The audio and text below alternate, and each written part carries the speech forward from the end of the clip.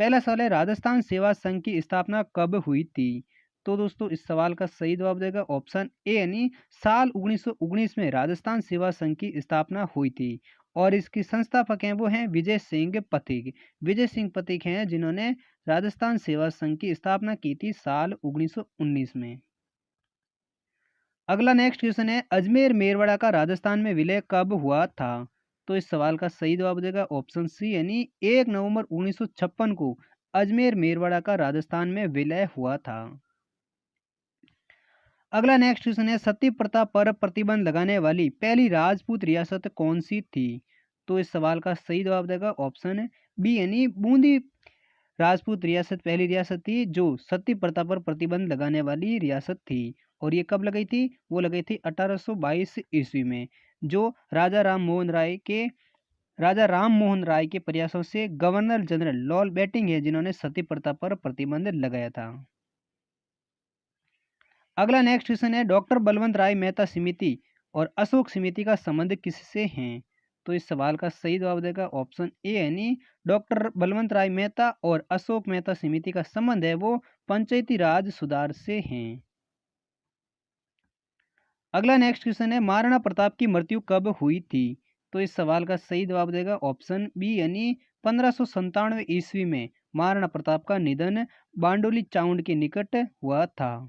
और जबकि जन्म है वो 1540 ईस्वी में कुंभलगढ़ के कटारगढ़ में बादल महल में महाराणा प्रताप का जन्म हुआ था। कुंभलगढ़ के दुर्ग में कटारगढ़ के बादल महल में है जो महाराणा प्रताप का 1540 में जन्म हुआ था और 1597 ईस्वी में बारडोली चाउंड के निकट उनका निधन हुआ था। नेक्स्ट क्वेश्चन है राजस्थान में हड़प्पा सभ्यता का प्रसिद्ध स्थल कालीबंगा किस जिले में स्थित है? तो इस सवाल का सही जवाब देगा ऑप्शन ए यानी हड़प्पा सभ्यता का प्रसिद्ध स्थल कालीबंगा है वो राजस्थान के हनुमानगढ़ जिले में स्थित है। नेक्स्ट क्वेश्चन है राजस्थान में मत्स्य संघ का विलय कब किया गया था? तो दोस्तों इस सवाल का सही जवाब देगा ऑप्शन सी यानी 18 मार्च 1948 को राजस्थान में मत्स्य संघ का विलय किया गया था। अगला नेक्स्ट क्वेश्चन है गोरबंद किस पशु का श्रृंगार किया जाता है? क्या क्वेश्चन है गोरबंद से किस पशु का श्रृंगार किया जाता है? तो इस सवाल का सही जवाब देगा ऑप्शन बी यानी ऊंट है पशु जिसके गोरबंद से श्रृंगार किया जाता है। और ये कहाँ पर किया जाता है? मारवाड़ व शेखावटी क्षेत्र में ऊंट के गले में गोरबंद से श्रृंगार किया जाता है। अगला नेक्स्ट क्वेश्चन है नैनश्री ख्यात किस भाषा में लिखी गई है? तो इस सवाल का सही जवाब देगा ऑप्शन ए यानी नैनश्री ख्यात हैं वो राजस्थान भाषा में लिखी गई हैं और इस नैनती की ख्यात को मोहनत नैनसी द्वारा लिखा गया है। इसी प्रकार अगला सवाल है राजस्थान की प्रमुख नकदी फसल कौन सी है? तो इस सवाल का सही जवाब हो जाएगा ऑप्शन बी यानी कपास फसल है जो राजस्थान की प्रमुख नकदी फसल है। कौन सी फसल है जो नकदी फसल है राजस्थान की? कपास फसल। और कपास फसल है जो राजस्थान के हनुमानगढ़ और श्री गंगानगर जिले में सर्वाधिक पैदावार होती हैं। किस जिले में होती हैं कपास की फसल? वो होती है हनुमानगढ़ में और श्री गंगानगर जिले में राजस्थान में सबसे अधिक कपास की पैदावार होती हैं जो राजस्थान की सबसे प्रमुख नकदी फसल हैं। अगला सवाल है ऊसर भूमि किसे कहते हैं? तो इस सवाल का सही जवाब हो जाएगा ऑप्शन डी यानी खारी एवं लवणीय भूमि होती है जिसे ऊसर भूमि कहा जाता है। किसे कहते हैं ऊसर भूमि? खारी एवं लवणीय भूमि को ऊसर भूमि कहते हैं। इसी प्रकार अगला सवाल है राजस्थान का कौन सा शहर भारत का मक्का नाम से प्रसिद्ध है? तो इस सवाल का सही जवाब हो जाएगा ऑप्शन डी यानी राजस्थान का अजमेर शहर है जो राजस्थान और भारत का मक्का नाम से प्रसिद्ध हैं क्योंकि राजस्थान के अजमेर जिले में ख्वाजा मोइनुद्दीन की चिश्ता हैं वो स्थित हैं। इसलिए अजमेर शहर को भारत का मक्का या फिर राजस्थान का मक्का शहर कहा जाता है। किस शहर को? अजमेर शहर को। इसी प्रकार अगला सवाल है रविदास और कबीर किसके शिष्य थे? तो दोस्तों इस सवाल का सही जवाब हो जाएगा ऑप्शन बी यानी रामानंद के शिष्य थे वो थे रविदास और कबीरदास। कबीरदास और रविदास किसके शिष्य थे? रामानंद के। इसी प्रकार अगला सवाल है, मगरा चक्री अथवा बीकानेरी चोकला कहने वाली नस्लें किसकी नस्लें हैं? तो दोस्तों इस सवाल का सही जवाब हो जाएगा ऑप्शन बी, यानी मगरा चक्री अथवा बीकानेरी चोकला नस्लें हैं वो भेड़ की एक प्रकार की नस्लें हैं। किसकी नस्लें हैं? भेड़ की। कौन सी नस्लें? मगरा चक्री और बीकानेरी चोकला, जो एक की भेड़ की नस्लें हैं। अगला सवाल है, निम्न में से किस अनुच्छेद का संबंध पंचायती राज से है? तो इस सवाल का सही जवाब है ऑप्शन ए, यानी अनुच्छेद 243 का संबंध है वो पंचायती राज व्यवस्था से है। किस अनुच्छेद का संबंध है? 243 अनुच्छेद का। राजस्थान के किस जिले से अधिकतम जिलों की सीमाएं लगती हैं? तो दोस्तों इस सवाल का सही जवाब है ऑप्शन डी, यानी राजस्थान के पाली जिले से हैं जो सबसे अधिकतम 8 जिलों की सीमाएं लगती हैं। कितने जिलों की सीमा लगती हैं पाली के साथ? 8 जिलों के साथ सीमा लगती हैं। और वो जिले कौन कौन से हैं? वो जिले हैं जोधपुर, नागौर, अजमेर, राजसमंद, उदयपुर, चिरई, जालोर और बाड़मेर जिले। ये 8 जिले हैं जिनकी पाली जिले के साथ सबसे अधिक सीमाएं लगती हैं। यानी पाली जिला एकमात्र ऐसा जिला है जिनकी सीमाएं 8 जिलों के साथ लगती हैं।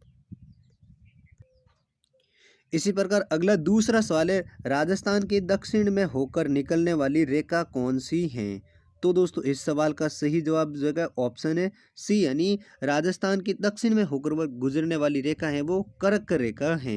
कौन सी रेखा है जो राजस्थान के दक्षिण में होकर निकलने वाली रेखा है? वो है कर्क रेखा।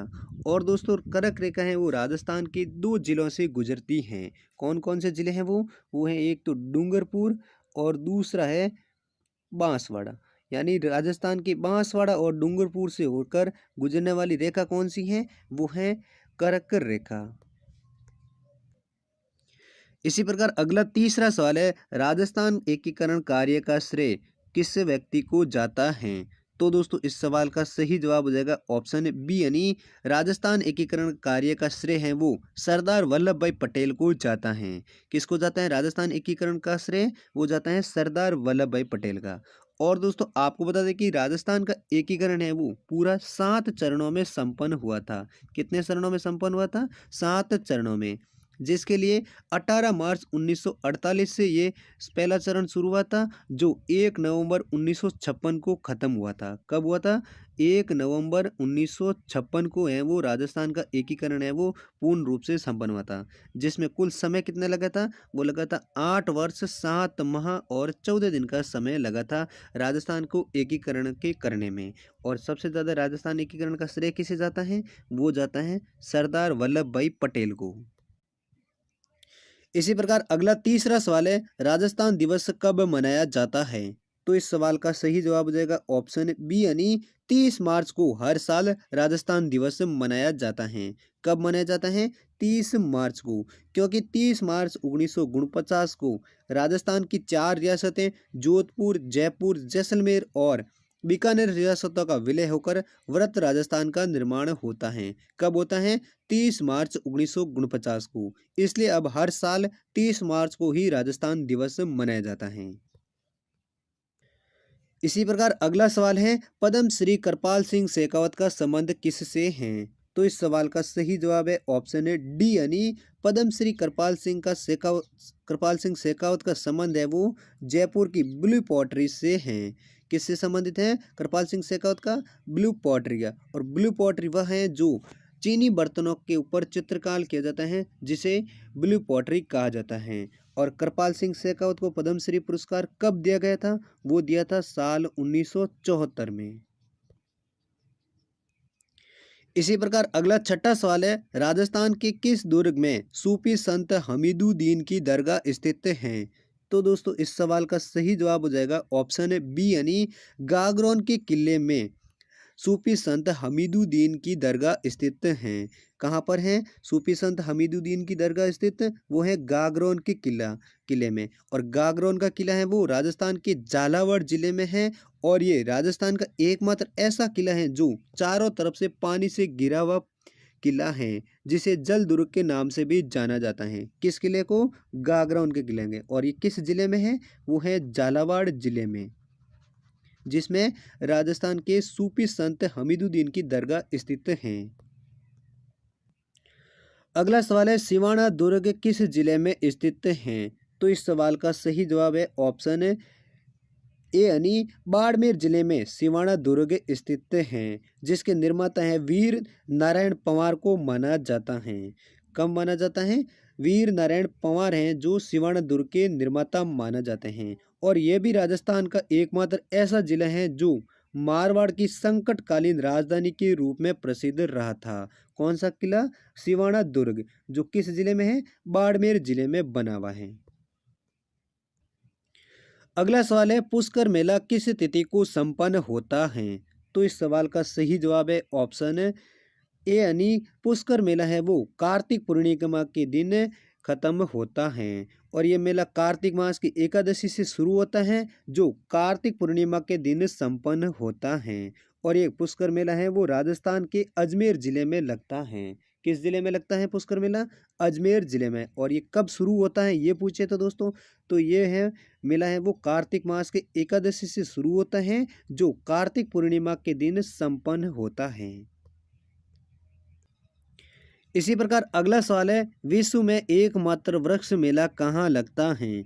तो दोस्तों इस सवाल का सही जवाब हो जाएगा ऑप्शन है बी यानी जोधपुर के खेजड़ली गांव में विश्व का एकमात्र वृक्ष मेला भरता है। और ये अमृता देवी बलिदान के याद में मेला लगता है। कहाँ पर लगता है? जोधपुर के खेजड़ली गांव में। और किसकी याद में लगता है? वो लगता है अमृता देवी के बलिदान की याद में। और ये मेला कब भरता है ये पूछे तो दोस्तों, ये मेला भाद्रपद शुक्ल दशमी को आयोजित होता है। कब होता है? भाद्रपद शुक्ल दशमी को ये मेला आयोजित होता है। कहाँ पर होता है? राजस्थान के जोधपुर जिले के खेजड़ली गांव में होता है। अगला सवाल है बागड़ी बोली किस जिले में बोली जाती है? तो इस सवाल का सही जवाब हो जाएगा ऑप्शन डी यानी डूंगरपुर जिले में बागड़ी बोली बोली जाती हैं। किस जिले में बोली जाती है बागड़ी बोली? डूंगरपुर तथा बांसवाड़ा जिले में। इस ऑप्शन में एक ही सवाल ऑप्शन दे रखा था इसलिए डूंगरपुर जिला। अगर दो जिलों का पूछे तो डूंगरपुर और बांसवाड़ा जिले में है वो बागड़ी बोली बोली जाती हैं। अगला सवाल है मारना कुंभा द्वारा लिखित संगीत ग्रंथ कौन सा है? तो इस सवाल का सही जवाब हो जाएगा ऑप्शन बी यानी संगीत राज है जो मारना कुंभा द्वारा लिखित संगीत ग्रंथ हैं। कौन सा ग्रंथ है मारना कुंभा द्वारा लिखित संगीत ग्रंथ? वो है संगीत राज। अगला सवाल है संत मावजी का जन्म कहाँ हुआ था? तो इस सवाल का सही जवाब है ऑप्शन सी यानी डूंगरपुर जिले में संत मावजी का जन्म 1714 ईस्वी में साबला गांव में हुआ था। कहाँ पर हुआ था? साबला गांव में। और कब हुआ था? 1714 ईस्वी में डूंगरपुर में संत मावजी का जन्म हुआ था। अगला सवाल है चोप नामक आभूषण स्त्रियों द्वारा कहाँ पहना जाता है? तो इस सवाल का सही जवाब है ऑप्शन सी यानी चोप नामक आभूषण है जो स्त्रियों के नाक में पहने जाने वाला एक आभूषण है। कौन सा आभूषण? चोप आभूषण, जो कहाँ पर पहना जाता है? स्त्रियों के नाक में पहने जाने वाला आभूषण है। इसी प्रकार अगला सवाल है झुनझुन का हवा महल किसे कहा जाता है? तो इस सवाल का सही जवाब है ऑप्शन डी यानी झुंझुनू का जो खेतड़ी महल है जिसे झुंझुनू का हवा महल कहा जाता है। किसे कहा जाता है? खेतड़ी महल को झुंझुनू का हवा महल कहा जाता है। और खेतड़ी महल का निर्माण है वो 1770 ईस्वी में हुआ था। कब हुआ था? 1770 ईस्वी में खेतड़ी महल का निर्माण हुआ था जिसे झुंझुनू का हवा महल कहा जाता है। अगला सवाल है मध्यकाल में बयाना किसके लिए प्रसिद्ध था? तो दोस्तों इस सवाल का सही जवाब हो जाएगा ऑप्शन ए यानी बयाना क्षेत्र है वो मध्यकाल में नील की मंडी के लिए प्रसिद्ध था। कहाँ पर किसके लिए प्रसिद्ध था बयाना क्षेत्र? वो था नील की मंडी के लिए। और ये बयाना कस्बा कहाँ पर है? वो है भरतपुर जिले में। कहाँ पर है? भरतपुर जिले में है जो नील की मंडी के लिए मध्यकाल में प्रसिद्ध था। अगला सवाल है बिजलिया किसान आंदोलन में किस जाति के कृषक सर्वाधिक संख्या में थे? तो इस सवाल का सही जवाब हो जाएगा ऑप्शन ए यानी धाकड़ जाति के कृषक हैं जो बिजोलिया किसान आंदोलन में सर्वाधिक संख्या में थे। किस जाति के थे? वो थे धाकड़ जाति के। और किस आंदोलन आंदोलन में? वो था बिजोलिया किसान आंदोलन में। अगला सवाल है बीकानेर प्रजामंडल की स्थापना किस वर्ष में हुई थी? तो इस सवाल का सही जवाब हो जाएगा ऑप्शन डी यानी साल 1936 ईस्वी में बीकानेर प्रजामंडल की स्थापना हुई थी। कब हुई थी बीकानेर प्रजामंडल की स्थापना? साल 1936 ईस्वी में। अगला तीसरा सवाल है राजस्थान राज्य में मुख्यतः कोयले की किस्म कौन सी पाई जाती हैं? तो दोस्तों इस सवाल का सही जवाब है ऑप्शन ए यानी राजस्थान में लिग्नाइट कोयला है वो सबसे अधिक पाया जाता है। कौन सा कोयला पाया जाता है राजस्थान में? लिग्नाइट किस्म का जो कोयला है वो राजस्थान में सबसे अधिक पाया जाता है। जबकि दोस्तों भंडारों की दृष्टि में बात करें तो राजस्थान तमिलनाडु राज्य के बाद दूसरे स्थान पर है। किस मामले में? लिग्नाइट कोयले की किस्म के मामले में राजस्थान राज्य है वो तमिलनाडु राज्य के बाद दूसरे स्थान पर है। यानी तमिलनाडु राज्य में सबसे अधिक लिग्नाइट किस्म का कोयला पाया जाता है, जबकि राजस्थान है वो तमिलनाडु के बाद दूसरे स्थान पर है। और राजस्थान में बीकानेर, नागौर तथा बाड़मेर जिले में लिग्नाइट किस्म का कोयला सबसे अधिक पाया जाता है। किन जिलों में? बीकानेर, नागौर तथा बाड़मेर जिले में। इसी प्रकार अगला तीसरा सवाल है राजस्थान में अव्वा का विद्रोह किसके नेतृत्व में हुआ था? तो दोस्तों इस सवाल का सही जवाब है ऑप्शन डी यानी राजस्थान में ठाकुर कुशाल सिंह के नेतृत्व में अव्वा का विद्रोह हुआ था। किसके नेतृत्व में हुआ था? राजस्थान में अव्वा का विद्रोह हुआ था ठाकुर कुशाल सिंह के नेतृत्व में। अगला सवाल है बादल नामक पानी का बर्तन कहाँ प्रसिद्ध है? तो दोस्तों इस सवाल का सही जवाब है ऑप्शन डी यानी बादल नामक बर्तन है वो जयपुर जिले में प्रसिद्ध हैं। कहाँ पर हैं? जयपुर जिले में। अगला सवाल है राजस्थान में शीत ऋतु में होने वाली भूमध्य सागरीय चक्रवातीय वर्षा क्या कहलाती है? तो दोस्तों इस सवाल का सही जवाब है ऑप्शन है बी यानी राजस्थान में जो शीत ऋतु में होने वाली वर्षा है उस वर्षा को माउट वर्षा कहते हैं। क्या कहते हैं? माउट वर्षा। और माउट वर्षा सबसे ज़्यादा किस कहाँ से होती हैं? वो होती हैं भूमध्य सागरीय चक्रवात से होने वाली वर्षा है वो माउट वर्षा कहलाती हैं। और ये किस ऋतु में होती हैं? वो शीत ऋतु में होने वाली वर्षा होती हैं। अगला सवाल है निम्नलिखित में से राजस्थान का कौन सा जिला अति आर्द्र जलवायु क्षेत्र में स्थित है? तो दोस्तों इस सवाल का सही जवाब है ऑप्शन डी यानी राजस्थान का 12 जिला हैं जो अति आर्द्र जलवायु क्षेत्र में स्थित हैं। कौन सा जिला है जो अति आर्द्र जलवायु क्षेत्र में स्थित है? राजस्थान का जिला वो है 12 जिला। अगला सवाल है राजस्थान की अधिकांश वर्षा किन मानसूनी पवनों से होती है? तो दोस्तों इस सवाल का सही जवाब है ऑप्शन है सी यानी राजस्थान में दक्षिणी पश्चिमी हवाएं हैं जिससे के कारण राजस्थान में अधिकांश वर्षा मानसूनी पवनों से होती हैं। अगला सवाल है गणगौर त्योहार कितनी अवधि तक मनाया जाता है? तो दोस्तों इस सवाल का सही जवाब है ऑप्शन सी यानी गणगौर का त्योहार है वो राजस्थान में 18 दिन तक की अवधि तक मनाया जाता है। कितनी दिनों की अवधि तक गणगौर त्योहार मनाया जाता है? वो मनाया जाता है 18 दिन। अगला सवाल है हिंदू पंचांग के अनुसार छोटी तीज का त्योहार किस माह में मनाया जाता है? तो दोस्तों इस सवाल का सही जवाब है ऑप्शन ए यानी श्रावण तृतीया के दिन या श्रावण माह में छोटी तीज का त्योहार मनाया जाता है। और ये किस पंचांग के अनुसार? हिंदू पंचांग के अनुसार।